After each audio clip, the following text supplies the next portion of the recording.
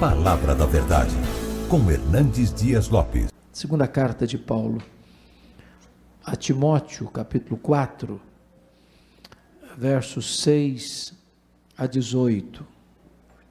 Eu já preguei nesse texto aqui, mas hoje eu queria fazer uma outra abordagem desse texto. Então, vamos ler o texto de 2 Timóteo, capítulo 4, versos 6 a 18. Paulo está escrevendo para o seu filho Timóteo. Timóteo era um jovem, Timóteo era tímido, Timóteo era doente, e Timóteo estava à frente de uma das mais estratégicas igrejas do Novo Testamento. A igreja de Éfeso já havia, nesse tempo, praticamente superado as igrejas de Jerusalém e de Antioquia da Síria. Ela estava influenciando toda a província da Ásia, plantando igrejas em todas as províncias, em todas as cidades satélites de Éfeso, como Esmirna, Pérgamo, Tiatira, Sardes, Filadélfia, Laodiceia, Colossos e Hierápolis. Paulo está preso em Roma pela segunda vez, quando escreve esta carta. Esta é a última carta que Paulo escreveu, e ele escreve para Timóteo dizendo o seguinte, a partir do verso 6: Timóteo, quanto a mim, eu já estou sendo oferecido por libação, e o tempo da minha partida é chegado. Combati o bom combate, completei a carreira, guardei a fé. Já agora a coroa da justiça me está guardada, a qual o Senhor, reto juiz, me dará naquele dia, e não apenas a mim, mas a todos quantos amam a sua vinda. Procura vir ter comigo depressa, porque Demas, tendo amado o presente século, me abandonou, e se foi para Tessalônica. Crescente foi para a Galácia, Tito para a Dalmácia. Somente Lucas está comigo. Toma contigo Marcos, e traze-o, pois me é útil para o ministério. Quanto a Tíquico, mandei-o até Éfeso. Quando vieres, traz a capa que deixou em Trode, na casa de Carpo, bem como os livros, especialmente os pergaminhos. Alexandre, o latoeiro, causou-me muitos males. O Senhor lhe dará paga segundo as suas obras. Tu guarda-te também dele, porque resistiu fortemente às nossas palavras. Na minha primeira defesa, ninguém foi a meu favor, mas todos me abandonaram. Que isso não lhe seja posto em conta, mas o Senhor me assistiu e me revestiu de forças, para que por meu intermédio a pregação fosse plenamente cumprida, e todos os gentios a ouvissem, e fui libertado da boca do leão. O Senhor também me livrará de toda obra maligna, e me levará salvo para o seu reino celestial. A Ele, glória pelos séculos dos séculos. Amém. Amém. Irmãos amados, todos vocês sabem que Paulo esteve preso em Roma por 2 vezes. A primeira prisão nos anos 61, 62, e a segunda prisão nos anos 66, 67. Na primeira prisão, quem estava por trás, orquestrando contra Paulo, eram os seus próprios irmãos, os judeus. Mas na segunda prisão, quem estava conspirando contra Paulo, era a pesada máquina do Império Romano. Na primeira prisão, Paulo tinha determinadas regalias. Ele estava numa espécie de casa alugada. Talvez hoje diríamos que era uma prisão quase que domiciliar. Mas na segunda prisão, ele é lançado numa masmorra úmida, fria, escura, insalubre, de onde as pessoas saíam leprosas ou para o martírio, a masmorra mamertina. Na primeira prisão, Paulo orou para sair, pediu oração para sair, e de fato saiu, talvez para fazer a 4ª viagem missionária, deixando Tito em Creta, deixando Timóteo em Éfeso, muito provavelmente indo à Espanha, como era seu desejo. Mas na segunda carta, ou melhor, na segunda prisão, ele não pede oração para sair. Ele não ora para sair. Porque já escreve esta carta como alguém sentenciado à morte, no corredor da morte, aguardando o dia da sua execução. Na primeira prisão, ele foi preso como um pregador, como um apóstolo. Mas na segunda prisão, ele foi preso sob a pesada acusação de ser um malfeitor, um criminoso, um bandido. Talvez acusado do mais horrendo crime do império, que foi o incêndio da maior, mais rica, mais poderosa, mais populosa cidade do mundo, a cidade eterna, a cidade de Roma, a capital do império. Talvez você pergunte, o que aconteceu para Paulo ser preso pela segunda vez? Exatamente essa tragédia que ocorreu no dia 17 de julho do ano 64, o incêndio de Roma. Meus irmãos, naquela época Roma, sendo a maior cidade do mundo, já tinha mais de 1 milhão de habitantes. E o incêndio não foi um incêndio casual, porque esse incêndio durou 7 noites e 6 dias.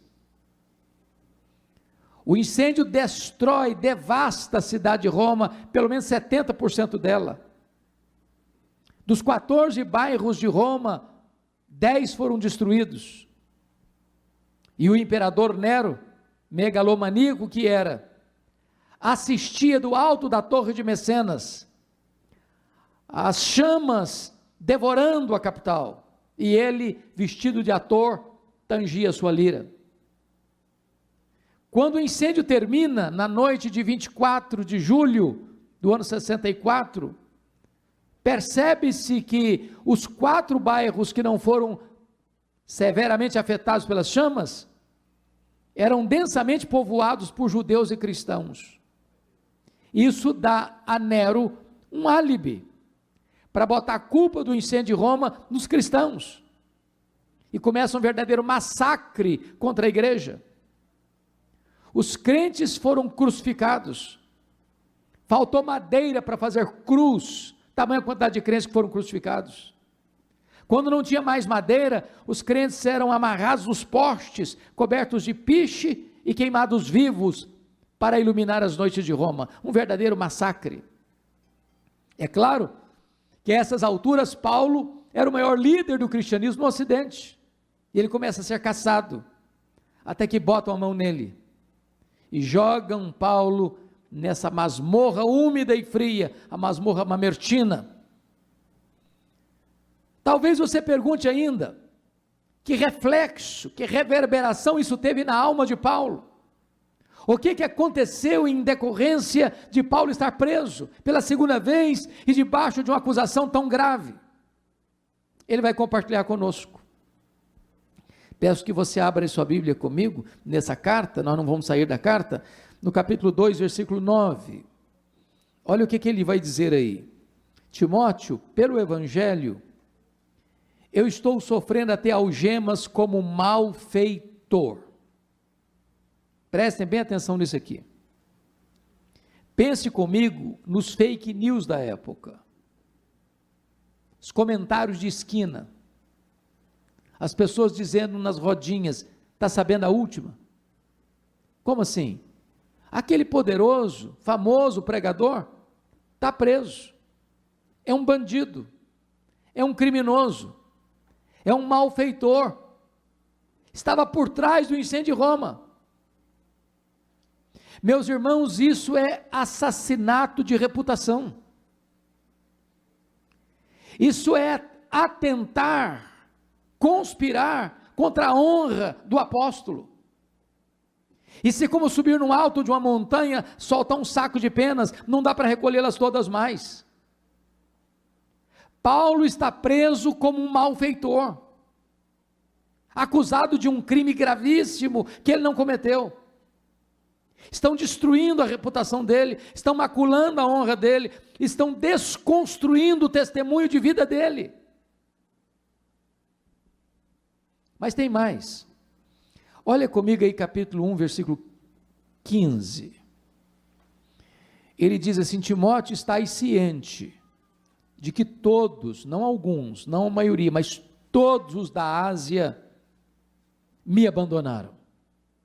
A pergunta é: quem são esses da Ásia?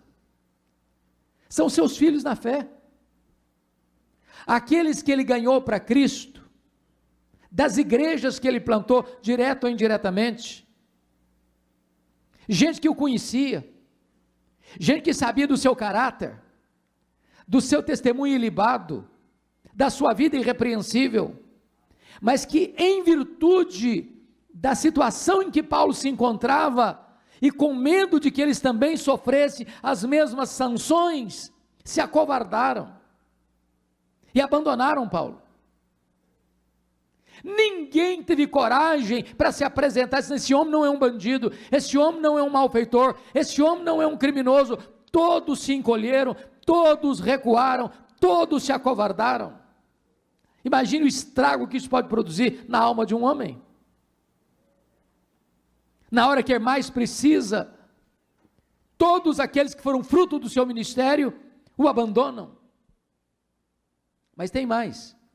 Confira comigo o capítulo 1, versículo 8. Ele diz assim: Timóteo, não te envergonhes, meu filho, do testemunho de nosso Senhor, nem do seu encarcerado que sou eu. Talvez nada machucou mais emocionalmente Paulo do que isso aqui. Irmãos, Timóteo era o mais próximo colaborador de Paulo, era seu filho amado. Até Timóteo está com vergonha de Paulo, até Timóteo está constrangido em se apresentar e dizer: esse aí é meu pai, esse homem eu sei quem ele é, eu conheço o caráter dele, ele é um homem íntegro, ele não é um bandido, ele não é um malfeitor, ele não é um criminoso. Até Timóteo estava acovardado. Já pensou o que é isso para a alma de um pastor? Mas tem mais. Olha comigo capítulo 4, versículo 16.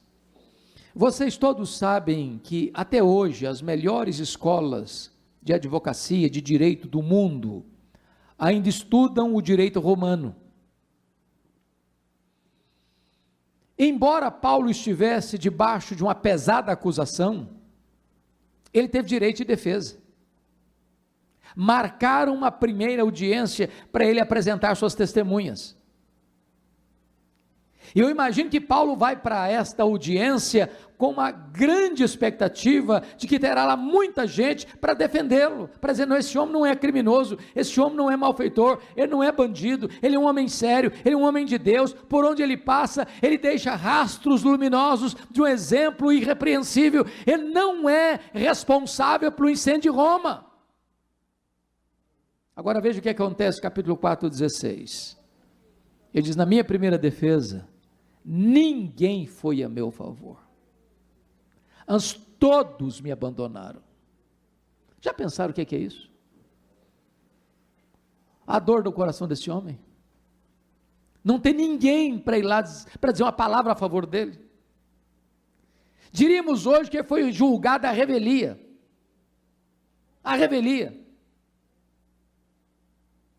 resultado, capítulo 4, verso 6, ele sai dessa audiência sentenciado à pena de morte. Por ser um cidadão romano, não sofreu o tipo de morte que Pedro sofreu por ser um cidadão comum, a crucificação, mas ele foi degolado.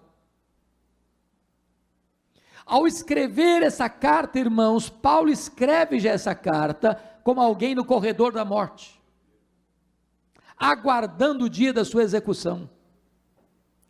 Agora eu pediria a você, pastor, a você, obreiro, a você, irmão, a você, irmã, a você, jovem, para se transportar no tempo e no espaço e se colocar um pouquinho do lugar de Paulo. Se fosse você que estivesse nessa situação, já velho, cheio de cicatrizes, depois de ter plantado igrejas nas províncias da Galácia, da Macedônia, da Acaia, da Ásia Menor, depois de ter se desgastado pelo Evangelho, depois de ter dado tudo pela causa do Evangelho, agora ele está no final da vida, velho, pobre, cheio de cicatrizes, chegando o inverno, não tem uma capa surrada sequer para cobrir o corpo, acusado de um crime que ele não praticou, os irmãos que ele ganhou para Cristo o abandonaram. Como é que ele se sente? A grande pergunta é: o que um homem desse, nessa circunstância, ainda tem para falar para você e para mim, hoje, nesse dia 4 de novembro de 2021, para encorajar o nosso coração? Eu gostaria que então, com a Bíblia aberta comigo, nós pudéssemos considerar aqui 8 princípios, para encorajar o nosso coração. Apesar de toda essa providência carrancuda, ele ainda esboça uma face sorridente. Primeiro princípio, confira comigo, por favor, versículo 9, procura vir ter comigo depressa. Ô meu príncipe, obrigado. Procura vir ter comigo depressa. O princípio que está por trás desse versículo é este: quando a crise chegar e bater a porta da sua vida, tenha humildade, tenha coragem de pedir ajuda, não fique sozinho. Irmãos, a crise chega, e chega para todos. Essa pandemia foi uma prova disso. Gente pobre, gente rica, cientista e analfabeto, governantes e governados, todos enfrentaram a crise com a mesma carranca.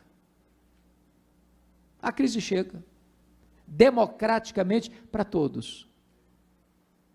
E quando a crise chega, irmãos, a solidão é uma péssima companhia. Todos nós precisamos de um amigo do peito. Sabe o que é um amigo? Não é colega, é amigo. Amigo é aquele que confronta você em particular e defende você em público.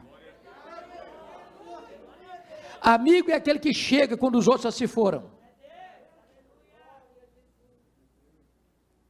Você precisa ter pelo menos um amigo, para quem tem coragem de abrir o coração, sem medo de ter o tapete puxado, ser apunhalado pelas costas.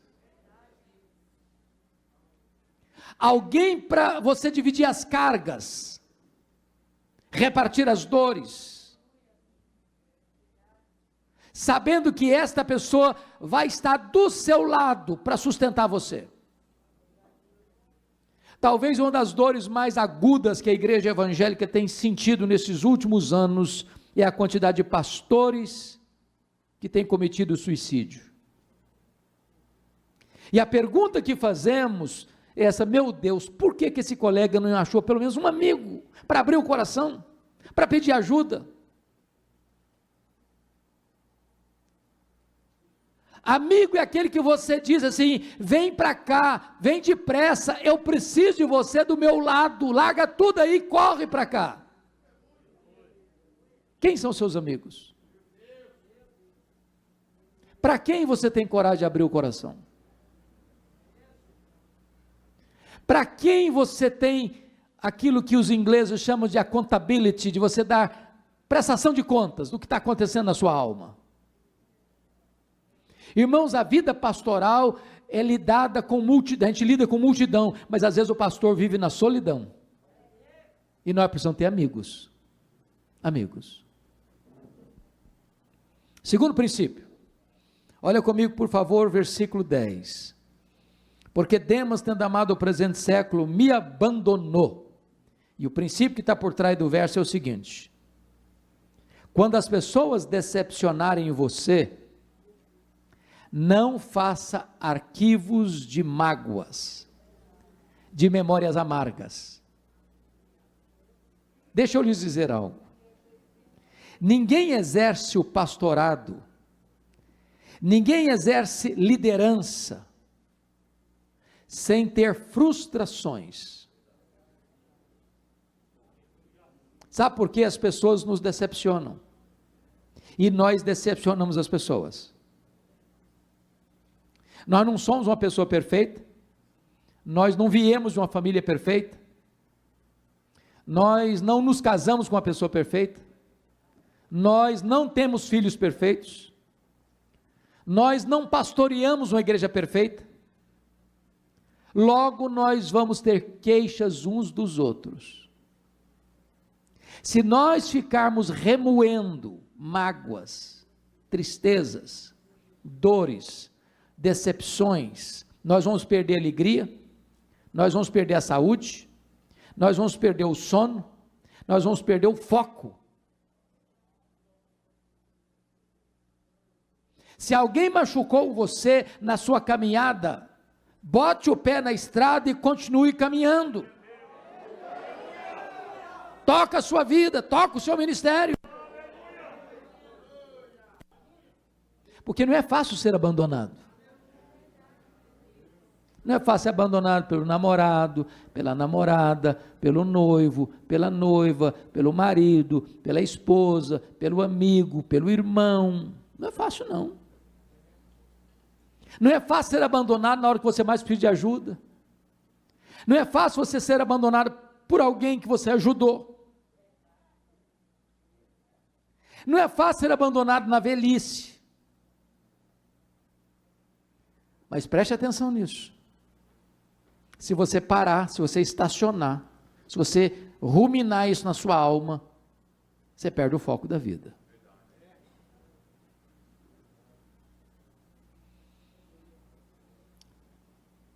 Me permita um fato, dizer uma coisa importante aqui. Há um livro que li, e eu gostaria de recomendar aos queridos pastores, colegas aqui, Em Busca de Sentido, de Viktor Frankl. Viktor Frankl foi o pai da logoterapia e ficou preso no campo de concentração nazista e sobreviveu. E ele diz que a única coisa que ninguém pode tirar de você é o direito que você tem de fazer as suas escolhas.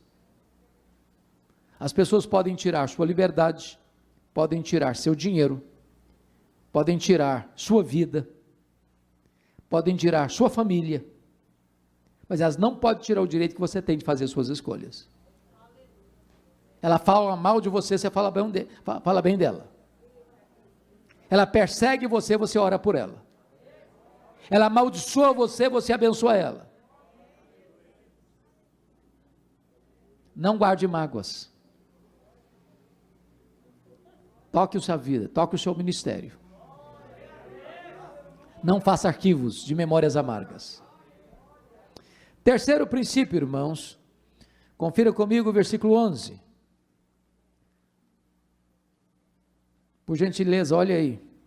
Toma contigo Marcos e traze-o, pois me é útil para o ministério. O princípio que está por trás desse verso é esse. Se você se lembrar que em algum tempo da vida você machucou alguém, tenha coragem de pedir perdão e restaurar esse relacionamento. Eu só consigo entender esse versículo 11 à luz de mais dois versículos. O primeiro deles, Atos 13:13. Porque esse Marcos aí é o João Marcos, o primo do Barnabé. Que em Atos 13:13 diz que ele abandonou os dois missionários em Perge da Panfilha e retornou para a casa da mãe dele, em Jerusalém. A pergunta é, por que esse João Marcos abandonou os dois missionários? A Bíblia não é clara sobre isso. Podemos ter pelo menos três inferências. A primeira delas é que talvez ele era muito jovem, pensou que missões fosse turismo. Aí se desencantou e voltou. Segunda possibilidade, quando ele sai de Antioquia, o líder da caravana não era Saulo, não era Paulo, era o Barnabé. O Espírito Santo não mandou separar Saulo e Barnabé, mas mandou separar Barnabé e Saulo. Então o líder era o Barnabé. Só que em Pafos muda o comando. E Paulo assume o comando. Ele deve ter pensado, sobre a liderança do meu primo, eu tinha coragem de ir. Na liderança do outro eu não vou não. Terceira possibilidade, eu creio nessa aqui. Está escrito em Gálatas 4, a partir do verso 13, que Paulo pregou o evangelho pela primeira vez na Galácia, por causa de uma enfermidade física. Em outras palavras, não consta a Bíblia que Paulo tenha saído doente de Antioquia da Síria na primeira viagem, mas consta que ele chegou na Galácia doente. Então, pressupõe que a doença ocorreu no interregno da saída e da chegada. Que enfermidade física era essa? Muito provavelmente, a mesma situação que ele descreve em 2 Coríntios 12, 7. Me foi posto um espinho na carne, mensageiro de Satanás, para me esbofetear, a fim de que eu não me ensoberbecesse. Pergunta: o espinho na carne de Paulo veio de Deus ou de Satanás? E a resposta é: veio de Deus. Como é que você sabe? Por causa do propósito, para que ele não se ensoberbecesse. Quem tem dúvidas que o diabo trabalha 24 horas por dia para fazer do crente um balão, um pavão? Bom, mas se o espinho na carne veio de Deus, como é que Satanás batia na cara de Paulo com esse espinho? Porque esse é o papel de Satanás. Quando a providência é carrancuda, Satanás chega e diz: está vendo aí, você não é crente? Você não é pastor? Você não é pregador do evangelho? Está passando por essa magrela. Se Deus amasse você, você não estava nessa. Olha para o seu vizinho, ele não é crente igual a você, está numa situação muito melhor que a sua. Satanás é mentiroso. Ele quer passar a ideia de que se você é crente, você nunca vai ter problema na vida. Jesus nunca prometeu isso. Ele nunca prometeu que nós não teríamos aflições nesse mundo. O que ele prometeu foi estar conosco todos os dias até a consumação dos séculos.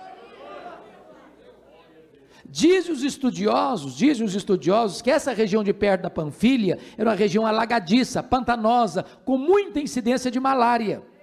E muito provavelmente Paulo pega uma malária aqui, que dava uma dor de cabeça alucinante, afetando inclusive a visão.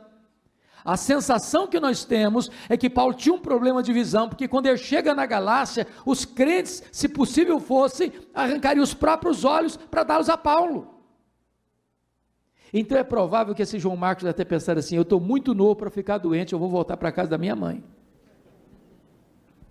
O segundo texto que eu tenho que entender, para interpretar o versículo 11, é Atos 15, 36 a 41.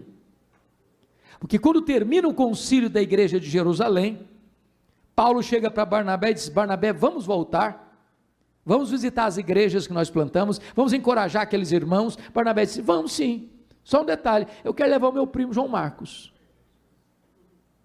Paulo respondeu assim: eu não acho justo levarmos aquele que nos abandonou desde perto da Panfilha. Bom, o texto está registrado num tom muito polido, mas o que ocorreu certamente não foi ameno desse jeito. Eu vou tentar parafrasear então. Eu acho que foi mais ou menos o seguinte: Paulo chega para Barnabé e diz: Barnabé, viu que resultado maravilhoso o concílio da igreja? Decisão lúcida, clara, escrita, comunicada às igrejas, que não é necessário circuncidar para ser salvo, é só a fé em Cristo. Agora a solução está pronta, a decisão está consistente, a pregação agora está lúcida, agora restabeleceu-se a verdade doutrinária da igreja. Vamos então, Barnabé. Barnabé disse: vamos sim, Paulo, mas você lembra do meu primo? Mas é claro, né, Barnabé, que eu lembro do seu primo. Ô Paulo, eu estou com vontade de levá-lo com a gente, ele está todo animado para ir. Paulo fechou a cara, disse: não, Comigo ele não vai não. Não, mas ele amadureceu. Comigo ele não vai não. Ô Paulo, mas você não pode ser tão radical. Comigo ele não vai não. Mas Paulo, vamos dar uma chance para o rapaz. Comigo ele não vai, Barnabé. Diz a Bíblia que houve tal desavença entre Paulo e Barnabé por causa do menino João Marcos, que os dois não caminharam juntos mais. Agora, pense comigo uma coisa agora. Você já se sentiu alguma vez na vida persona non grata? Já se sentiu descartado alguma vez? Já sentiu às vezes que ninguém acreditou nos seus dons, nos seus talentos, na sua capacidade? E se não tivesse um Barnabé na vida do Marcos? O Barnabé levou o Marcos para Chipre. Porque, nota de rodapé, os pastores não deviam brigar não, viu irmãos? Mas às vezes brigam. Agora, o que é maravilhoso é que quando os pastores brigam, o plano de Deus não é frustrado. Porque agora, em vez de uma caravana, tem duas. O projeto de Deus, claro, passou pela linha de Paulo. Era o projeto de Deus que se registrasse a peregrinação de Paulo. Mas o Barnabé investiu no Marcos. Mais tarde o Pedro discipulou o Marcos. E esse Marcos vai ser o primeiro evangelista da história. O primeiro evangelho a ser escrito foi Marcos. Tornou-se um homem de Deus. Agora Paulo está preso no corredor da morte, fazendo uma faxina na sua mente. Lembrou do Marcos. E diz assim para Timóteo: ô meu filho, quando você vier, traz o Marcos aí com você. Ele me é útil para o ministério. Sabe o que Paulo está nos ensinando aqui, irmãos? Você nunca é tão grande como quando você é humilde. O que Paulo está nos ensinando aqui é que nós devemos construir pontes de reconciliação, onde um dia nós cavamos abismos de mágoas. O que Paulo está nos ensinando aqui é que nós não temos o direito de tocar o nosso ministério e deixar pessoas feridas pelo caminho. O que Paulo está nos ensinando aqui é que um pastor e um líder é um homem que reconhece seus erros e tem coragem de confessá-los e pedir perdão para retomar a caminhada da vida.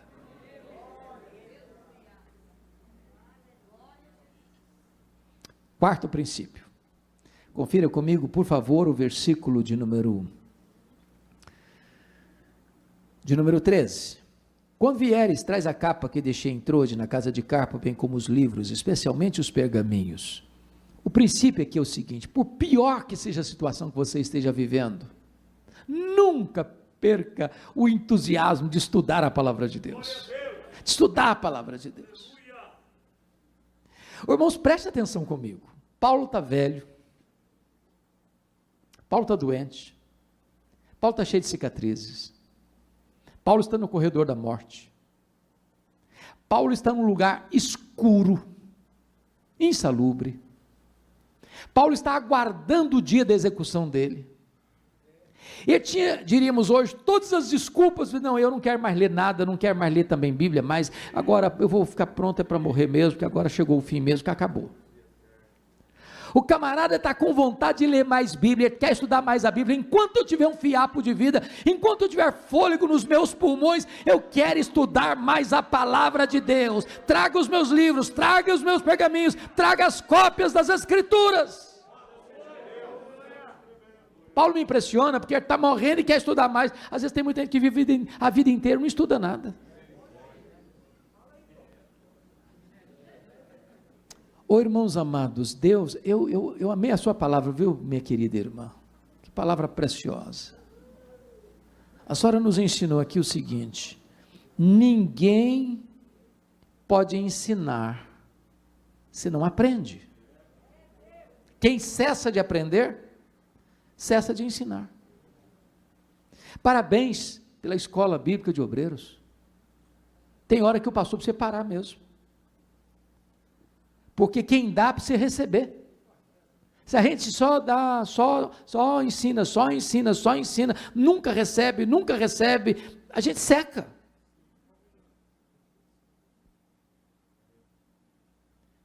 Nós estamos vivendo uma geração fantástica, acesso ao conhecimento. Temos várias Bíblias de estudo, temos vários livros maravilhosos. Mas, por outro lado, irmãos, nós temos uma geração rasa de Bíblia. Rasa de Bíblia. Tem lugar que você chega e diz, meus irmãos, vamos abrir no profeta Abacuque. O cara começa a procurar Abacuque lá em Gênesis. Ele nem sabe que existe o Abacuque.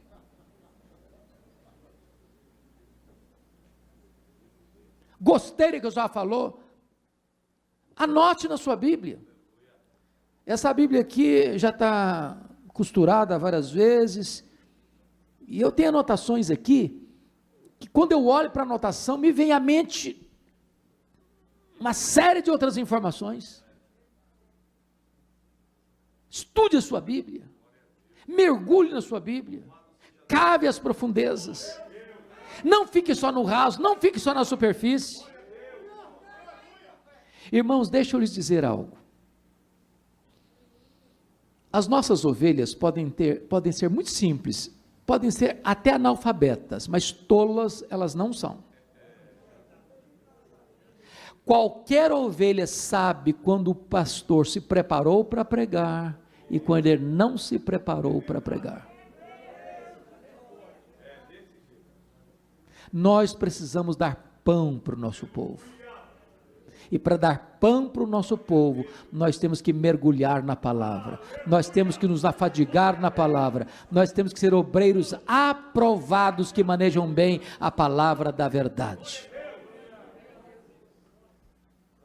Quinto princípio. Olha comigo o versículo 14.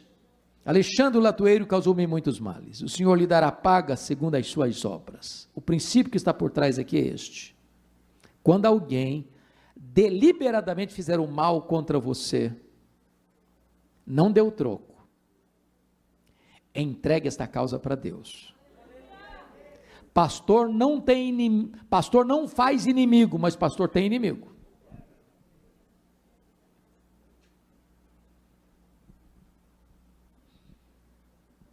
O que você faz quando alguém faz mal a você?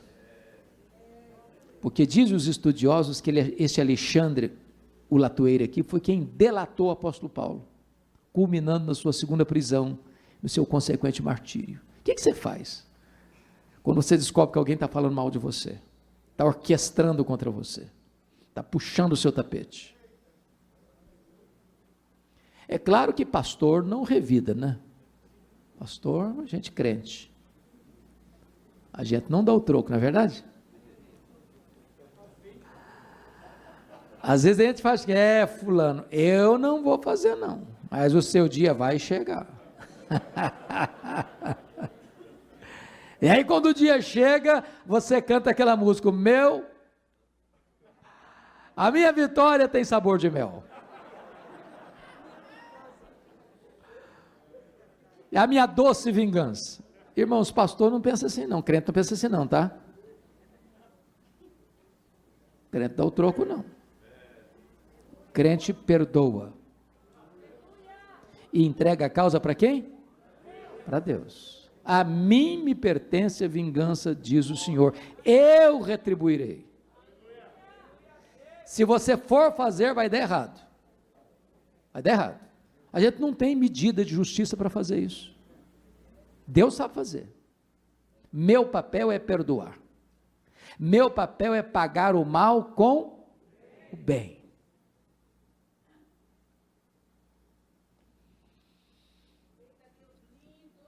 Sexto princípio. Sexto ou sétimo? Sexto. Sexto princípio. Versículo 16 e 17.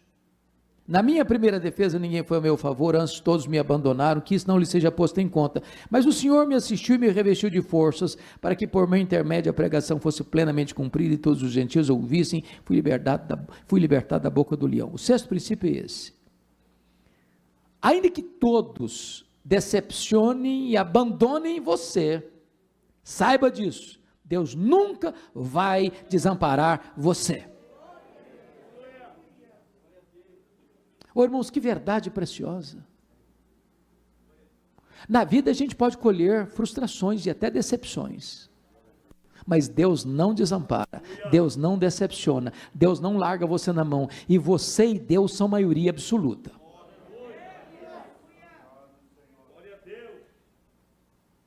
Agora vamos entender o que Paulo está dizendo aqui, porque quando ele vai para essa audiência, ele vai com expectativa, e ele chega lá pensando, vai ter uma multidão de crente aqui para me defender, e quando ele chega não tem ninguém. Eu imagino que ele ficou olhando para a porta, vai entrar um crente, vai entrar um filho na fé, vai entrar alguém que me conhece, vai entrar alguém para falar a meu favor, e não entra ninguém. E ele ficou o quê? Com a bateria riada. Ele ficou com um sinal vermelho, porque o tanque estava vazio. Ele se enfraqueceu.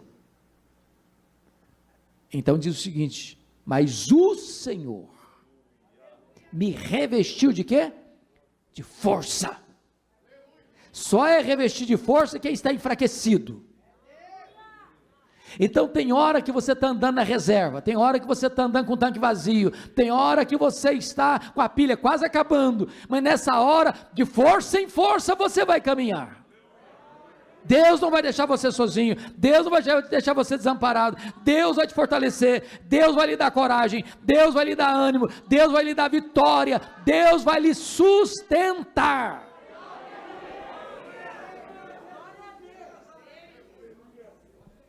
Sétimo princípio, veja comigo por favor o versículo 21, nós não lemos o 21, vamos ler agora. Ele diz para Timóteo assim, Timóteo, venha antes do inverno. Eu já tinha dito no verso 9 assim, procura vir ter comigo depressa, mas o que é depressa? Depressa é muito vago. Depressa pode ser uma hora, pode ser um dia, pode ser uma semana, pode ser um mês, eu não sei o que é depressa, depende do contexto, mas agora ele coloca um pós-scriptum e diz, meu filho, quando eu digo para você depressa, eu estou querendo dizer antes do inverno. Por que ele diz isso? Porque no inverno, os 3 meses de inverno não se navegava com segurança, é só ler Atos 27. O princípio que está por trás desse versículo é o seguinte, o que você precisa fazer, faça hoje, porque amanhã pode ser tarde demais. Foi o sermão que a irmã nos entregou agora há pouco. Oportunidades passam.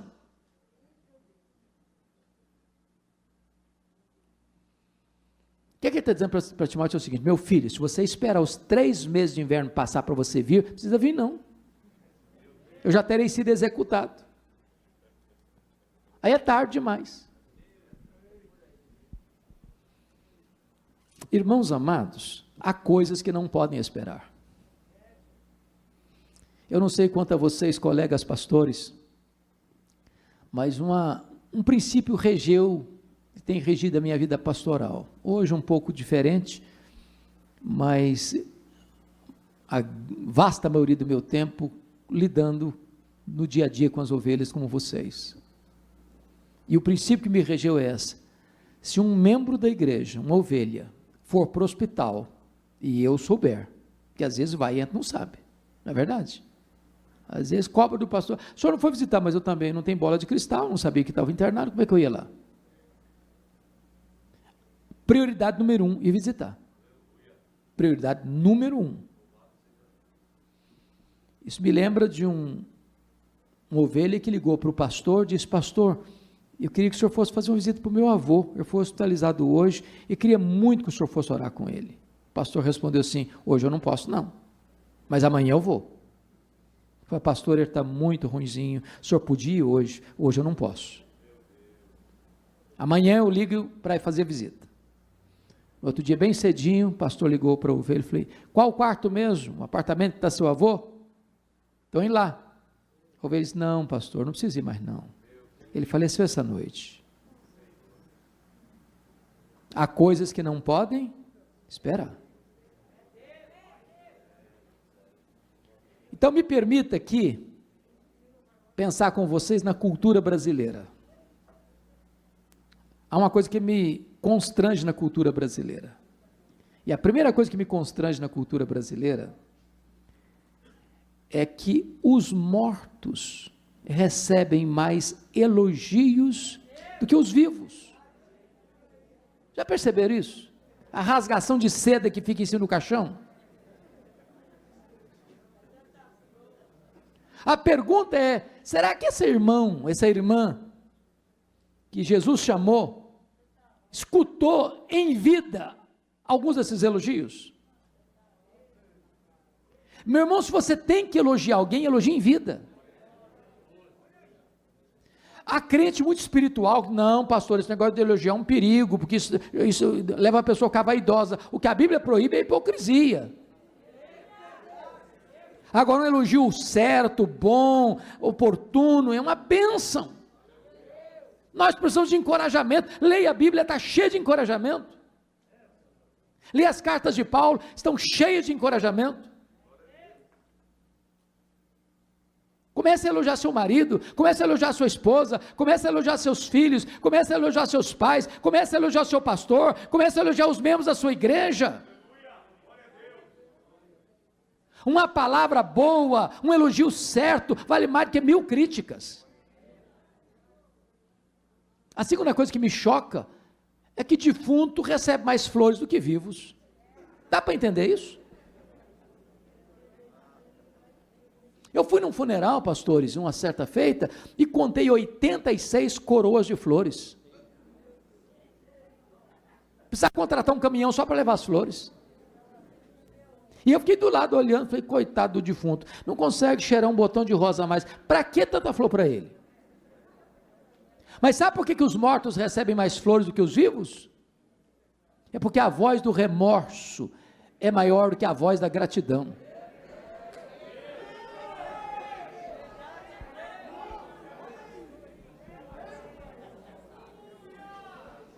Me permita ser mais descontraído um pouquinho agora. Eu sei que todos os homens aqui são muito românticos, né? Nunca esquece o aniversário da esposa, nunca esquece o aniversário de casamento, sempre surpreende a esposa levando um buquê de flores. Não é assim mesmo? Mais ou menos isso, né? Quase isso. Agora, eu conheço também, vocês não, mas eu conheço também alguns maridos pão duro, que nunca levam um buquê de flor para a esposa. Agora preste atenção no que eu vou lhe dizer. Se você, minha irmã, for na frente, você que nunca ganhou um buquê de flores, você vai ganhar uma coroa grande, grande, e o cara nem vai pedir desconto na floricultura.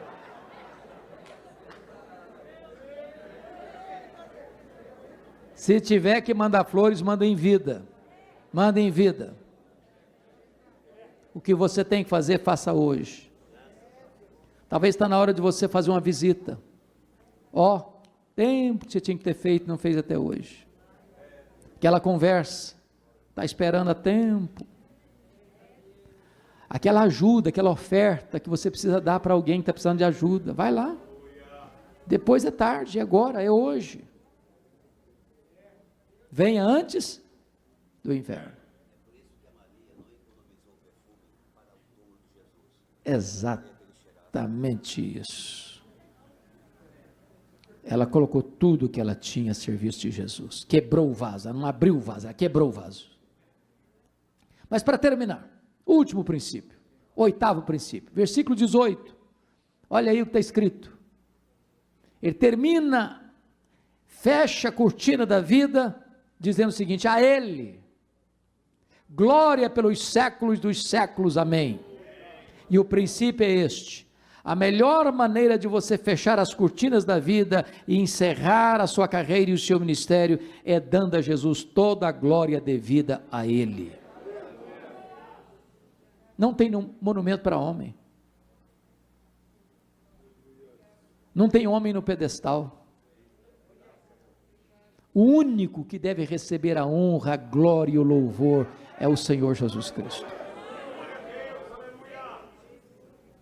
E não tem melhor maneira de encerrar a carreira do que essa.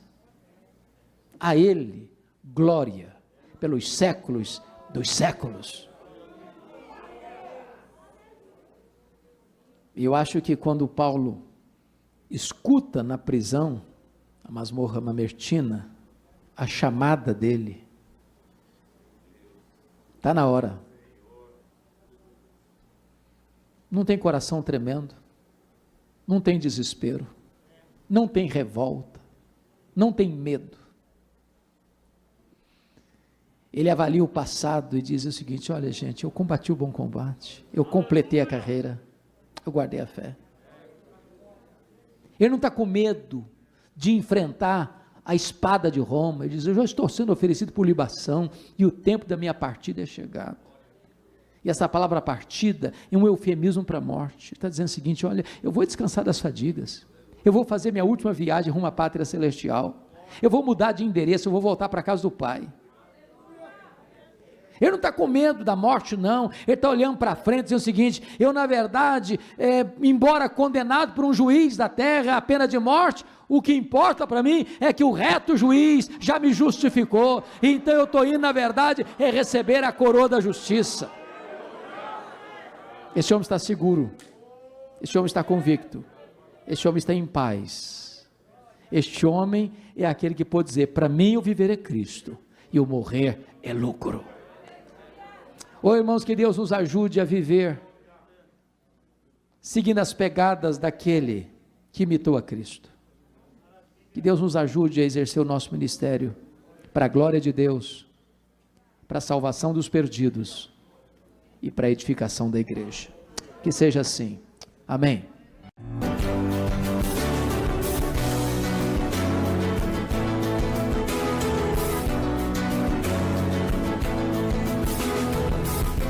Palavra da Verdade, com Hernandes Dias Lopes.